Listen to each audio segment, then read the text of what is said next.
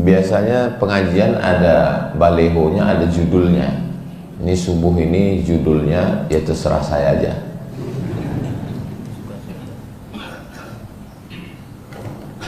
Nabi Adam punya anak, satu namanya Qabil, satu namanya Habil. Diabadikan mereka berdua berkurban.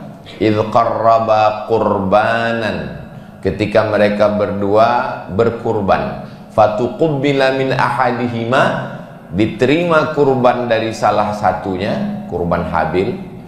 Walam yutaqabbal minal akhar, kurban Qabil tidak diterima. Lalu kemudian Qabilnya marah. Lalu kemudian dia bertanya, kenapa kurbanmu diterima, kurban saya tidak? Jawabannya, innama yataqabbalullahu minal muttaqin, karena ibadah itu hanya diterima oleh orang yang takut kepada Allah. Mudah-mudahan kita ini semua beramal dasarnya karena takut kepada Allah. Lalu kemudian beberapa masa setelah itu, Adam, Idris, Nuh, Hud, Saleh, sampailah pada masa Nabi Ibrahim alaihissalam. Allah subhanahu wa ta'ala juga meminta kurban dari Nabi Ibrahim. Allah tidak minta sapinya, Allah tidak minta kambingnya, Allah tidak minta untanya.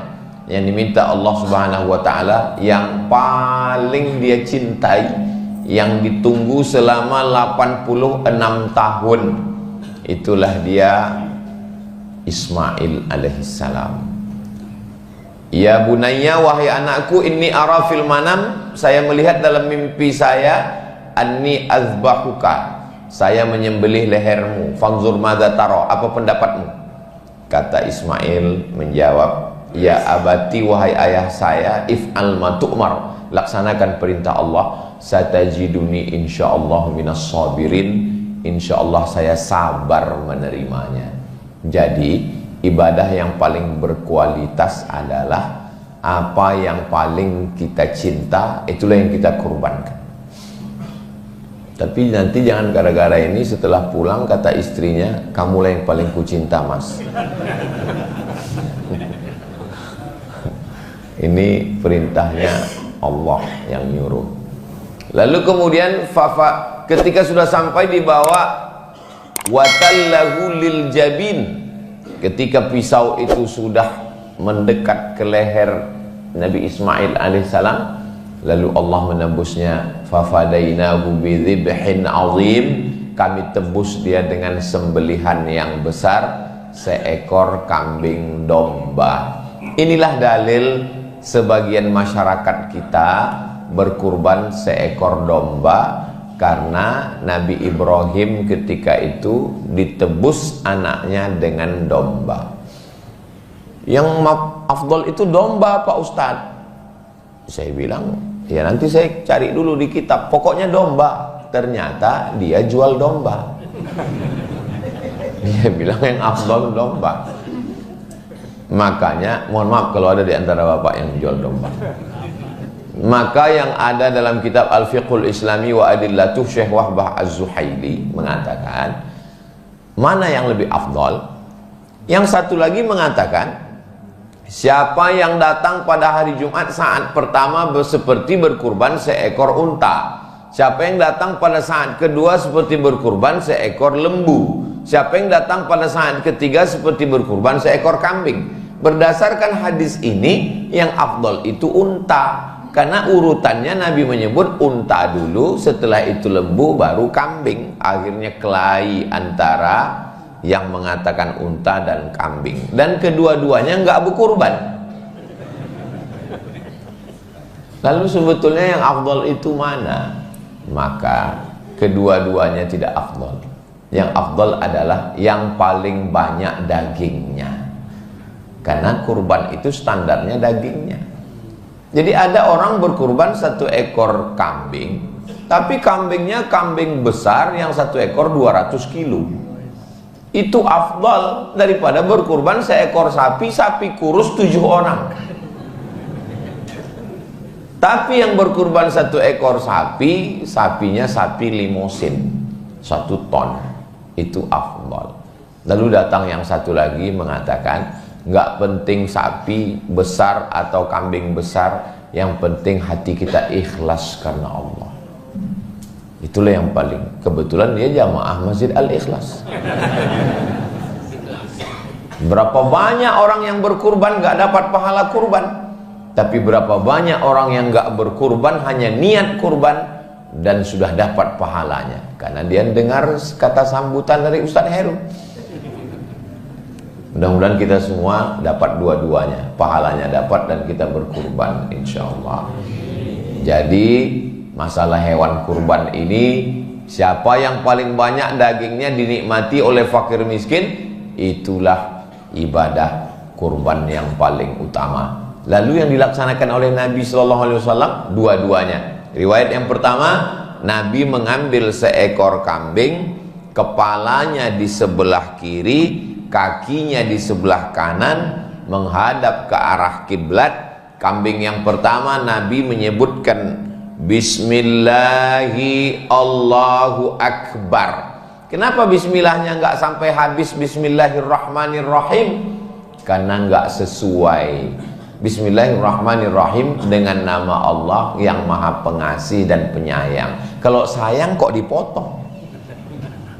Itu kenapa bismillahnya cuma sampai Bismillahi Allahu Akbar, dengan nama Allah, Allah maha besar. Allahumma hadza an Muhammad wa ali Muhammad. Ini saya sembelih dari Muhammad dan untuk keluarga Muhammad sallallahu alaihi wasallam. Menurut ulama, inilah dalil bahwa kurban itu boleh untuk orang meninggal dunia. Loh, mana dalilnya? Itu kan nggak ada disebut orang meninggal dunia. Karena waktu Nabi menyembelih hewan kurban itu dia katakan ini untuk Muhammad dan untuk keluarga Muhammad sallallahu alaihi wasallam. Ketika itu Khadijah sudah meninggal dunia. Kambing yang kedua, Bismillahi Allahu Akbar, Allahumma hadza an Muhammad wa ummati Muhammad. Inilah kurban untuk Muhammad dan untuk umat Muhammad sallallahu alaihi wasallam. Ini juga dalil kalau seorang suami berkurban, maka ahli baitnya, istrinya, anaknya sudah dapat. Kenapa? Karena waktu menyembelih itu Nabi mengatakan ini untuk Muhammad dan untuk keluarga Muhammad. Oh, jadi kalau begitu Ustadz, satu kambing bisa untuk satu kelas. Makanya di beberapa sekolah dilaksanakan satu kelas, anak pelajar siswa 30 orang, satu ekor kambing. Itu bukan kurban namanya, karena kambing itu satu orang satu kambing. Tapi kalau ahli bait, anak istri bisa satu kambing untuk satu ahli bait. Tapi itu satu kelas, nggak ada orang satu kelas ahli bait. Mana ada satu kelas 30 orang saudara kandung semua. Maka kalau satu kelas itu iuran, satu pelajar ada yang 50.000, ada yang 20.000, maka yang berkurban tetap satu orang. Yang iuran itu namanya pahala sodakoh. Sedangkan hasil dari sodakoh itu dapat untuk satu ekor kambing dibelikan ke kambing yang berkurban satu orang. Nama siapa Ustadz? Ya bahaya kalau 30 orang dipilih satu nama, kelahi anak-anak. Terus ya udah wali kelas. Selesai. Jadi jangan disebut untuk kurban satu kelas, karena satu kambing itu untuk satu orang. Tapi kalau untuk ahli bait, maka bisa satu kambing, bapak, anak, suami, istri. Tapi jangan gara-gara ceramah subuh ini yang sudah ngasih 5 kambing, 4-nya diambil lagi. Ini kambing untuk saya, ini untuk istri saya, ini untuk anak saya, ini untuk mantu saya, ini untuk cucu saya. Kami di rumah ada 5 orang, jadi saya satu kasih 5 ekor kambing untuk Masjid Al-Ikhlas. Besok pagi datang ke masjid, karena kata Ustadz Somad cukup satu, yang 4 saya ambil lagi. Kalau mau afdal, satu orang satu ekor kambing. Ini hadis tentang kambing. Lalu hadis tentang sapi, Naharna ma'an Nabi sallallahu alaihi wasallam amal Hudaybiyata. Kami, kata sahabat Nabi, pernah berkurban pada tahun Hudaybiyah. Tahun Hudaybiyah adalah ketika Nabi dan sahabat berangkat umroh, lalu kemudian tertahan di satu daerah namanya Hudaybiyah. Hudaybiyah itu lebih kurang 22 km dari kota Makkah Al-Mukarramah. Sekarang namanya sudah berubah menjadi Sumaisi, tempat checkpoint waktu kita masuk dari kota Jeddah. Biasa kita masuk dari kota Jeddah itu ditahan, dicek paspornya, itu daerah Hudaybiyah. Nah, ketika itu Nabi bersama sahabat berkurban 1 ekor onta 7 orang. Jadi 1 ekor onta 7 orang, 1 ekor lembu 7 orang, 1 ekor sapi 7 orang. Nah, jadi apakah boleh dicampur 7 orang itu? Pertama, Bapak Insinyur Pulan. Kedua, Bapak Dr. Andes Pulan. Ketiga, Bapak Kiai Pulan. Keempat, Bapak Jenderal Pulan. Kelima, almarhum. Boleh. Misalnya, ini 1 sapi. Saya, anak saya, istri saya, mantu saya, cucu saya, 2 almarhum ayah, almarhumah ibu. Boleh dicampur antara untuk orang yang hidup dan orang meninggal dunia. Lalu kemudian, ini 1 ekor sapi untuk saya, anak saya, istri saya, mantu saya. Yang 3 cucu saya akikah 2 orang laki-laki dan 1 orang perempuan. Kurban 4 campur akikah 3. Menurut kitab fikih sunnah, nggak boleh dicampur antara kurban dengan akikah. Kalau kurban-kurban saja, akikah-akikah saja. Referensinya, nama kitabnya fikih sunnah, nama penulisnya Sayyid Sabiq. Tapi menurut mazhab Syafi'i, dalam kitab Hasyiah Al-Bujairimi, boleh dicampur antara kurban dengan akikah. Hanya saja bedanya kalau daging kurban dibagi mentah, sedangkan daging akikah dimasakkan lalu diundang orangnya diberi makan. Jadi tinggal dibagi saja. Kalau 7 bagian, yang 3 bagian ini dilaksanakan secara akikah menurut mazhab Syafi'i.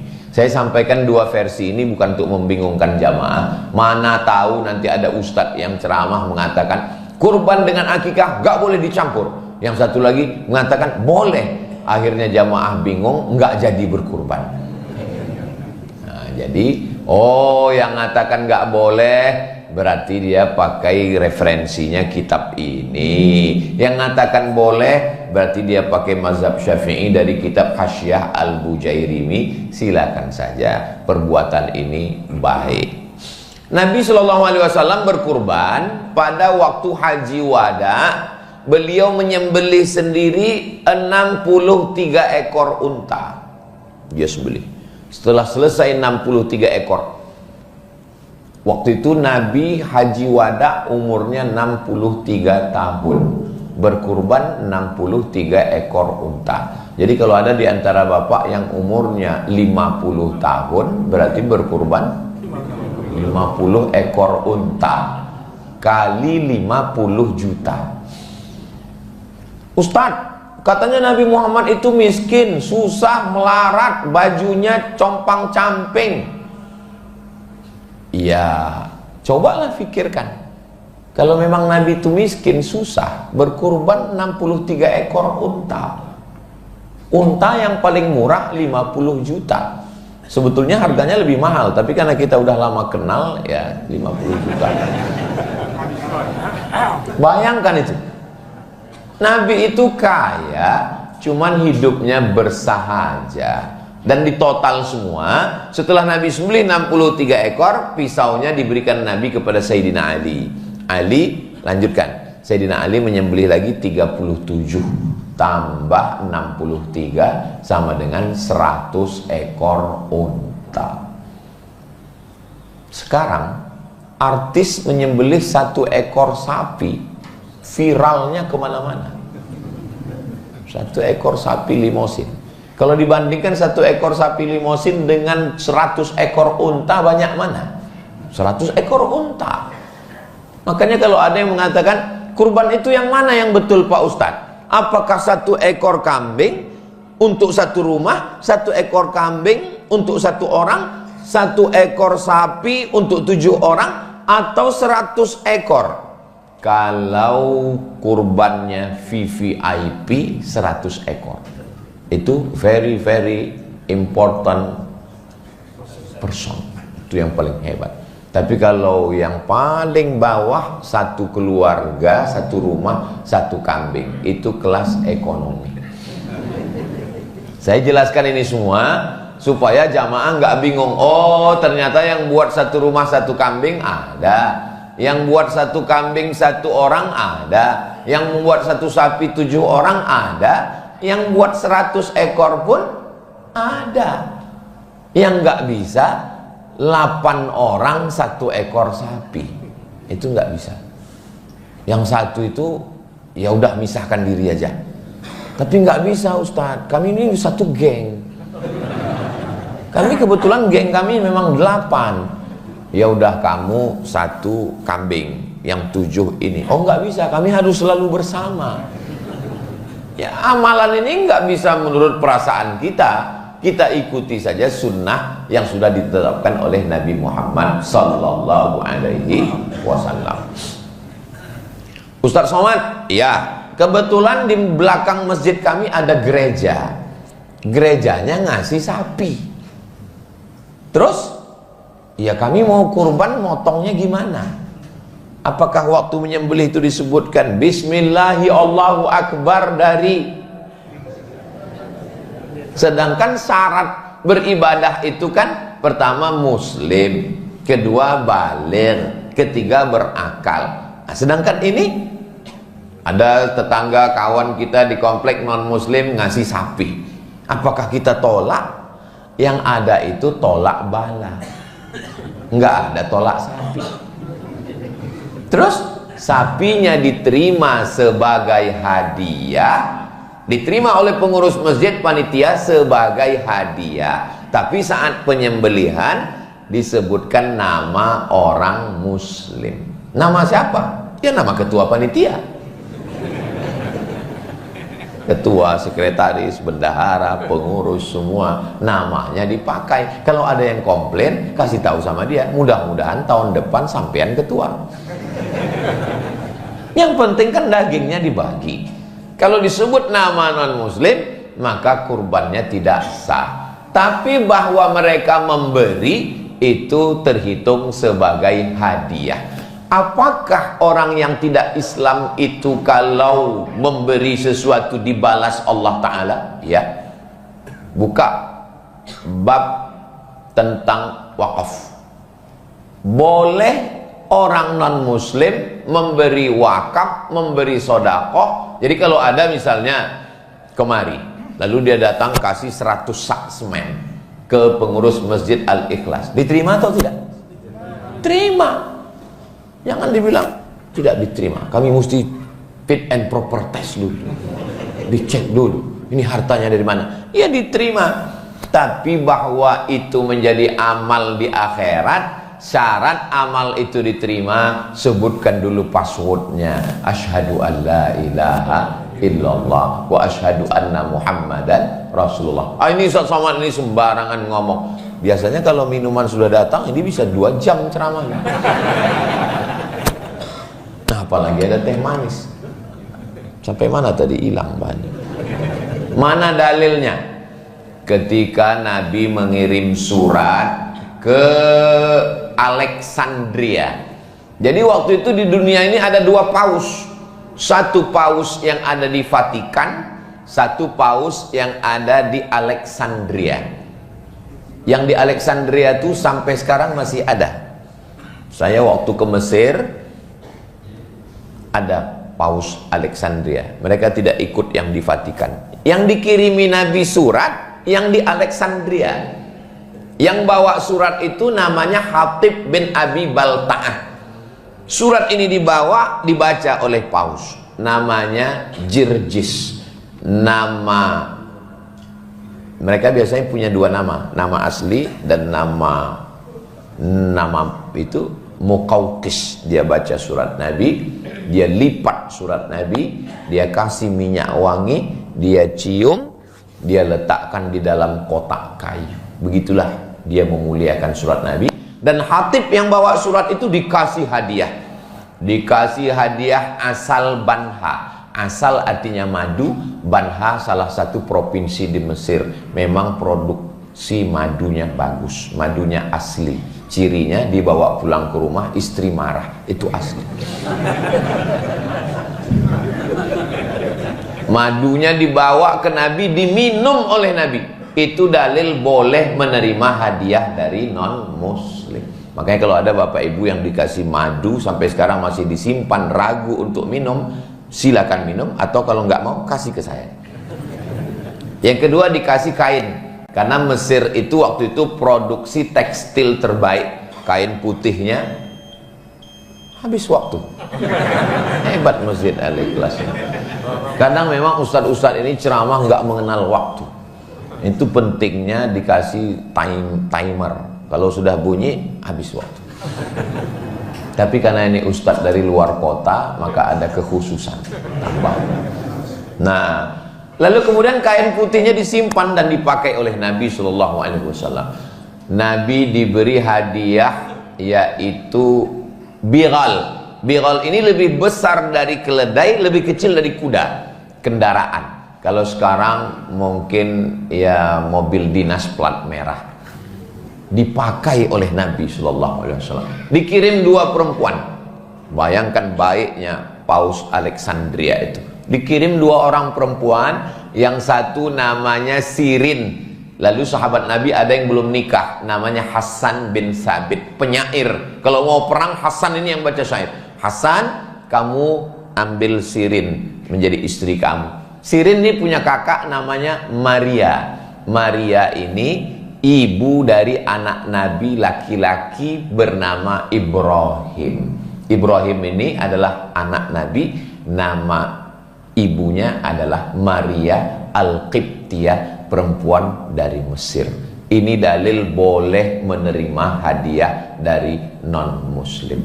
Nah, jadi kalau ada yang ngasih sapi, ngasih macam-macam, terima saja. Sampai hari ini sudah ada yang ngasih. Berarti mereka belum dengar tausiahnya. Insya Allah nanti akan ada yang ngirim, insya Allah. Nah, lalu kemudian berkurban itu sebagusnya man ra'a hilala Zulhijjah. Hilala Zulhijjah. Siapa yang melihat hilal? Kalau bulannya bulan namanya Badar. Kalau bulannya sabit namanya hilal. Jangan puasa sebelum nampak hilal, dan jangan hari raya sebelum nampak hilal. Makanya ibu yang punya suami namanya Hilal, itu menjelang tanggal 1 tolong sembunyi dulu, karena mereka ini memang dicari-cari. Siapa yang melihat hilal, hilal tanda 1 bulan Zulhijjah, wa arada an yudahi, dan dia mau berkurban, falyumsik an sya'rihi wa azfarihi. Jangan cukur bulu, jangan potong bulu badan, jangan potong kuku dari tanggal 1 Zulhijjah. Jadi dia lihat hilal tanggal 1, 2, 3, 4, 5, 6, 7, 8, 9. Selama 9 hari tidak potong kuku, tidak cukur bulu, tidak cukur kumis, tidak potong jenggot, tidak potong rambut selama 9 hari. Apakah hukumnya wajib? Tidak wajib, sunnah. Jadi bagi yang mencukur kumis, yang potong jenggot, yang potong kuku, dari tanggal 1 sampai tanggal 9 hukumnya mubah, boleh. Apa hikmahnya? Apa hikmah dari menahan diri selama 9 hari?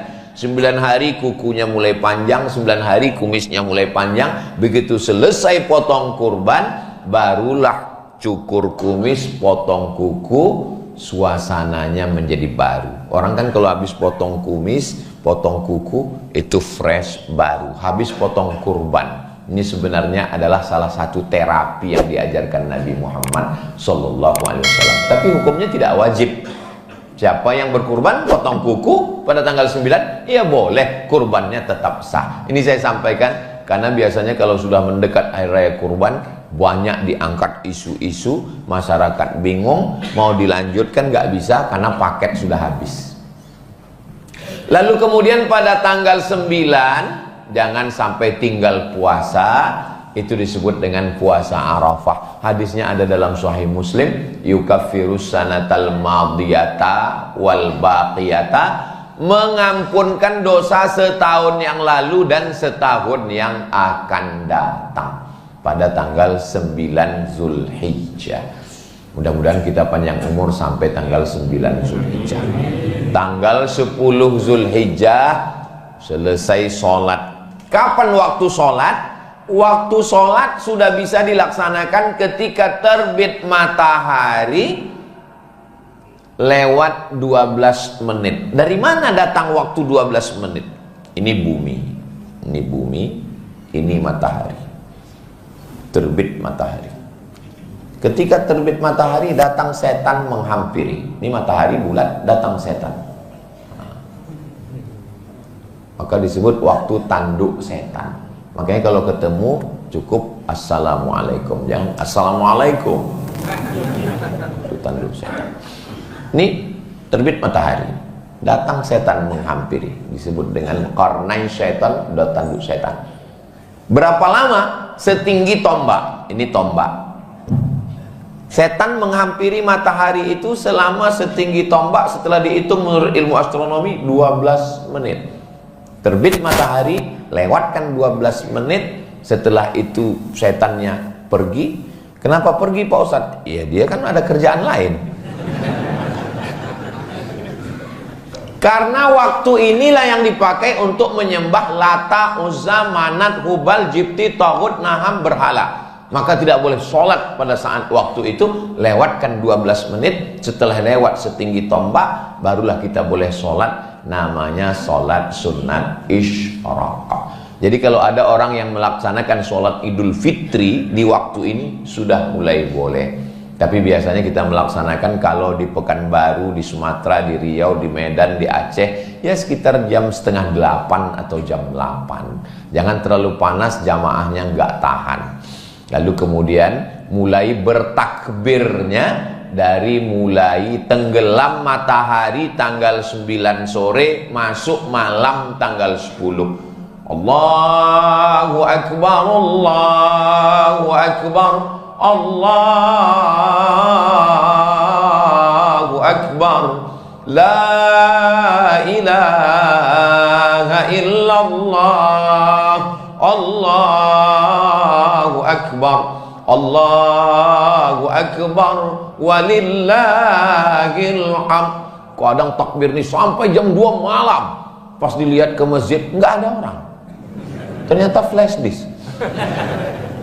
Banyak flash disk masuk surga, yang punya masuk neraka.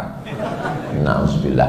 Tolong usahakan kalaupun mau takbir yang ganti-gantian. Takbirnya dari mulai tanggal 10, 11, 12, 13 sore ba'da asar sampai menjelang tenggelam matahari, mengagungkan, memuliakan Allah Subhanahu wa ta'ala. Takbir bukan cuma di masjid. Umar bin Khattab bertakbir di pasar sampai pasar itu seperti terangkat. Ketika mereka bertakbir di Mina, suaranya terdengar sampai ke Makkah. Antara Mina ke Makkah 6 km dan belum ada sound system, belum ada mikrofon. Berarti suara. Ini kadang banyak orang takbir ini malas-malasan. Allah. Pas ditanya, sampean kok gitu? Rupanya masih ada gaji 13 belum cair. Semangat bertakbir.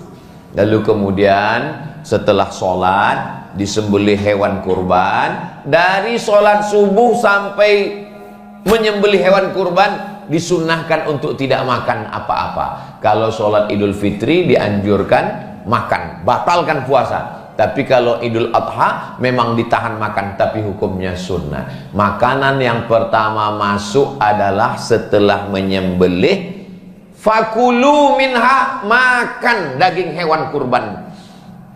Apanya dimakan? Akala min kabidi udhiyati. Yang dimakan Nabi adalah hati hewan kurban. Setelah dibelah, ambil hatinya, cuci bersih karena darah itu najis. Setelah itu kemudian dikasih jeruk. Setelah itu nggak perlu pakai jus, dikasih garam, bakar, karena kalau daging lama matangnya, tapi kalau hati cepat langsung dimakan. Itu yang paling afdol sunnah, litabarruk, untuk ngalap barokah. Adapun sisanya, wa at'imul ba'isal faqir, sisanya yang paling afdol adalah serahkan semua ke fakir miskin, the best. Bapak, kami dari panitia ini mau menyerahkan ada 2 kupon. Saya sudah dengar ceramah Ustaz Somad, yang paling afdol serahkan semua. Jadi Bapak nggak mau kupon, saya nggak mau kupon, dagingnya aja. Yang paling afdol, makan hatinya sedikit dan sisanya bagikan semua. Ini paling afdol. Tapi kami kemarin Pak Ustaz yang berkurban dapat 2 kupon. Ini bagus. Karena sebetulnya kambing itu dibagi 3. Ini kambingnya 3, sepertiga untuk yang berkurban, sepertiga untuk keluarga kerabat, sepertiga untuk fakir miskin. Jadi kalau dagingnya dapat 100 kilo, sebenarnya jatah kita yang berkurban itu adalah 33 kilo. Tapi jangan gara-gara tausiah ini semua yang berkurban minta sepertiga. Saya nggak mau juga ceramah saya ini merusak tatanan yang sudah kita buat. Panitia sudah mengadakan rapat dan disepakati pekurban dapat 2 kupon. Gara-gara tausiah Ustaz Somad, nanti siang semua datang unjuk rasa minta sepertiga, minta sepertiga. Jadi kalau kita ambil 2 kupon itu belum mencapai ambang batas sepertiga. Yang nggak boleh itu melebihi sepertiga. Itu yang nggak boleh. Kalau ada datang orang kemari lalu dia serahkan kambing, ini kambing saya Pak Panitia, tolong potongkan dan bagi ke saya kakinya, kepalanya, dagingnya, semuanya. Panitia balik ngomong, ambil saja semua, potong sendiri, makan sendiri, mati sendiri. Berkurban ini kan untuk kebersamaan kita.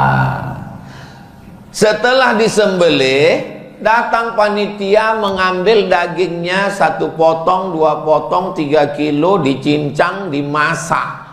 Ketika setelah dimasak, dimakan. Allahumma barik lana fima razaqtana wa qina azabannar. Yummy. Ini yang dimakan ini jatah siapa? Dagingnya belum dibagi. Berarti mau makan barang haram. Yang lalu-lalu Pak Ustadz apa boleh buat? Mudah-mudahan Allah menerima taubat kita, taubat nasuha. Tapi tahun ini jangan diulang lagi. Ya kalau kami cuma makan lontong sayur nggak bertenaga motongnya Pak Ustadz, maka minta izinnya dulu kepada bapak-bapak pemilik sapi nomor 1, 7 orang diharap maju ke depan. Maju, Pak, kami minta jatah Bapak 5 kilo ya, kami mau masak. Kata yang 6 orang, ya silakan. Tapi ada 1 yang nggak setuju. Bapak tinggal bawa goloknya. Izin ya Pak ya? Iya izin. Dah. 5 kilo jatah mereka itu pun nggak habis semua, itu paling 0, sekian dari jatah mereka. Mereka izin, jelas yang kita makan. Lalu kemudian ada sebagian dagingnya, tulangnya, kepalanya dijadikan sebagai upah. Ini upah kamu sebagai tukang jagal, ini upah kamu sebagai tukang kulit, ini sebagai tukang potong. Enggak boleh menjadikan kulit kurban, kepala, ekor, tulang, otak dijadikan sebagai upah. Sebagai hadiah boleh, tapi sebagai upah enggak boleh. Apa beda upah dengan hadiah? Kalau hadiah dapat alhamdulillah, nggak dapat nggak apa-apa, itu hadiah. Kalau upah mesti ada. Kalau nggak ada, bertambah hewan kurbannya jadi kamu. Ini pisau masih tajam ini. Itu namanya upah. Maka solusinya supaya tidak terjadi syubhat, supaya daging ini jangan diotak-atik, akad kurban. Saya bayar hewan kurban sekaligus biaya operasional. Biaya operasionalnya untuk apa? Beli tali, beli kresek, beli pisau, beli terpal. Lalu kemudian 1 ekor sapi ini kira-kira yang sanggup melaksanakan berapa orang?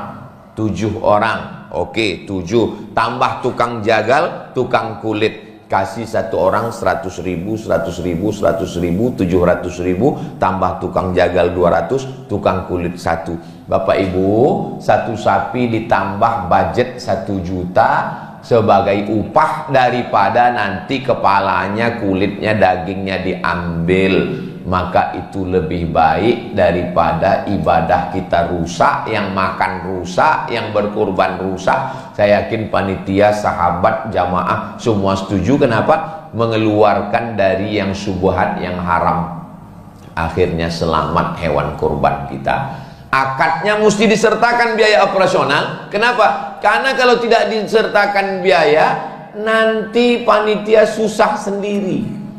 Kalau uangnya berlebih, mesti dikembalikan. Tapi kalau dia katakan, ini saya bayarkan untuk kurban dan biaya operasional tunai, setelah dibagikan berlebih, mau diserahkan ke masjid, boleh, itu hak panitia. Tapi kalau tidak, dikhawatirkan terjadi yang tidak diinginkan. Da'ma ya ribuka, tinggalkan sesuatu yang meragukanmu kepada sesuatu yang tidak meragukanmu. Motongnya tanggal 10, waktunya nggak cukup Pak Ustadz, tanggal 11, tanggal 12, tanggal 13, sore masih bisa sebelum tenggelam matahari, karena disebut dengan ayyamut tasyriq, 11, 12, 13. Nggak boleh puasa. Setakwa-takwanya orang 4 hari ini nggak boleh puasa, karena ini hari makan-makan. Ini kadang orang pas hari makan-makan malah puasa, pas saat puasa malah makan. Ikuti saja, nggak usah yang aneh-aneh, ngikut syariat Nabi Muhammad Sallallahu Alaihi Wasallam. Suatu tahun Sayyidina Abu Bakar dengan Sayyidina Umar nggak berkurban. Lalu ditanya, kenapa Abu Bakar dan Umar tidak berkurban tahun ini? Mau ngasih tahu kepada umat Nabi Muhammad SAW bahwa kurban tidak wajib. Jadi kalau ada yang tidak berkurban, ditanya orang, Bapak nggak berkurban tahun ini? Saya mau ngasih tahu bahwa kurban itu tidak wajib, maka saya nggak berkurban. Perasaan tahun lalu nggak kurban juga Pak? Iya, tujuannya tiap tahun. Allah sudah kasih kita rezeki. Di komplek-komplek perumahan yang megah-megah, yang mewah-mewah, yang kaya-kaya, seperti perumahan Masjid Al-Ikhlas ini, amin, banyak yang udah nggak mau lagi, saya nggak bisa berkurban Pak Ustadz. Jangankan makan kambing, baru ngelihat kambing udah naik darah tinggi saya. Nggak usah untuk kita, silakan disembelih, dagingnya bagikan ke pinggiran kota, ke fakir miskin. Tapi Pak Ustadz, di tempat kami sudah kaya, sudah mampu semua, ditransfer ke luar kota, ke tempat yang jauh, ke desa pedalaman.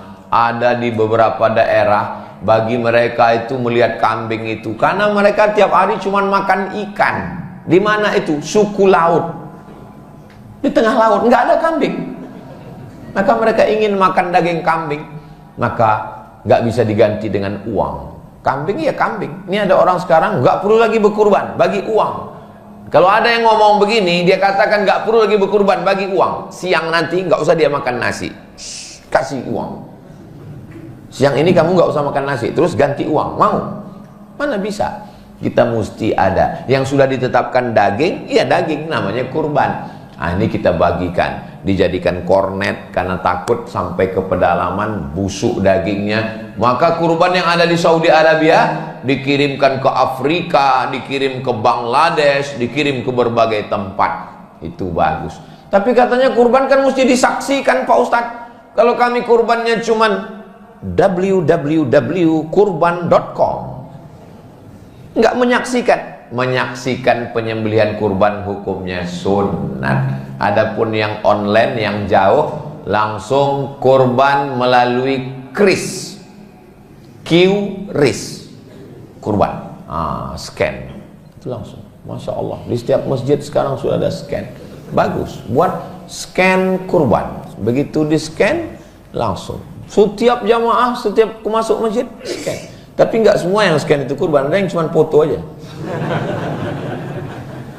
Begitu scan langsung, Anda mau berkurban, mau pilih sapi limosin, kambing, mau yang VIP, VVIP, ekonomi, langsung transfer, langsung oke. Maka itu kurbannya sah, bagus, nggak masalah. Jangan gara-gara mau mengejar yang sunat, lalu kemudian tidak berkurban sama sekali. Innaha la ta'ti yaumal qiyamah, kurban itu nanti akan datang pada hari kiamat, biquruniha dengan tanduknya, wa azlafiha dengan bulunya, wa as'ariha dengan bulunya, wa azlafiha dengan kukunya.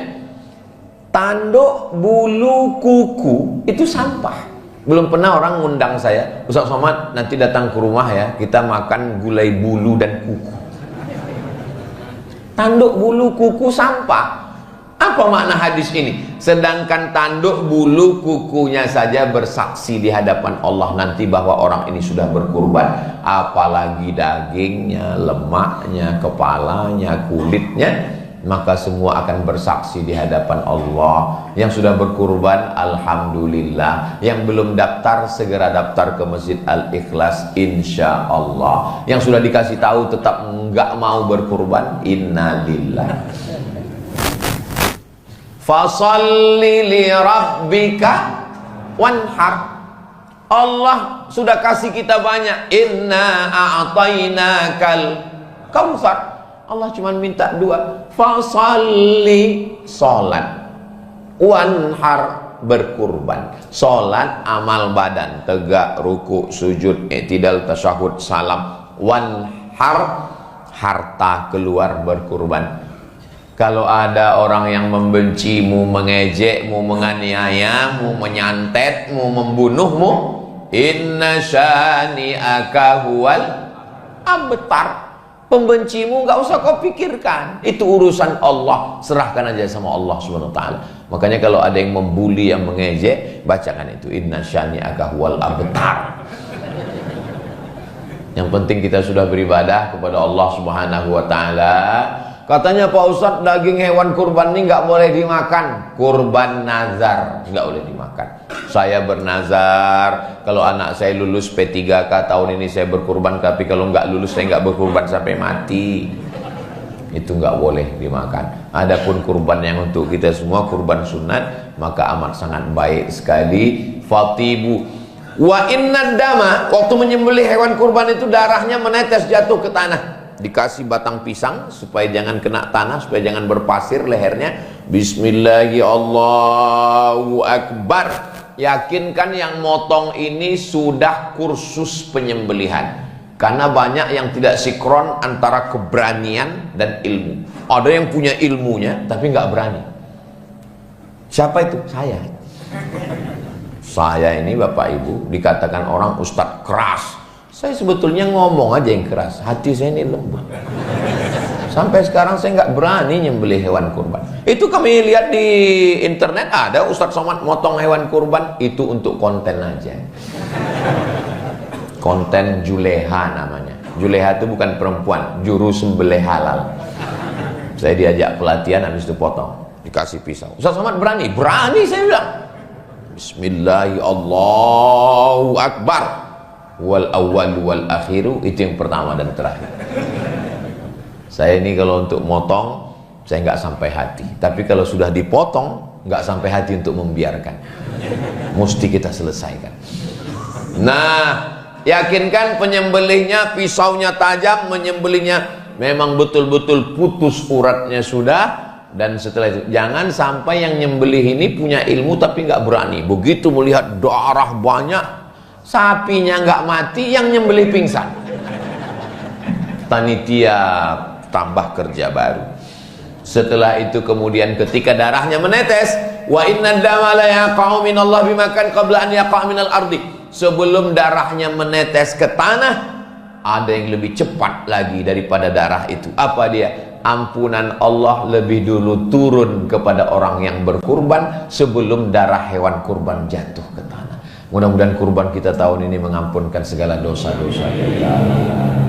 Anak-anak kita ajarkan, bawa anak, bawa istri, semuanya ikut menyaksikan. Untuk apa menyaksikan? melihat mati sakaratul maut hewan kurban. Kambing, sapi, lembu kematian terakhir, habis.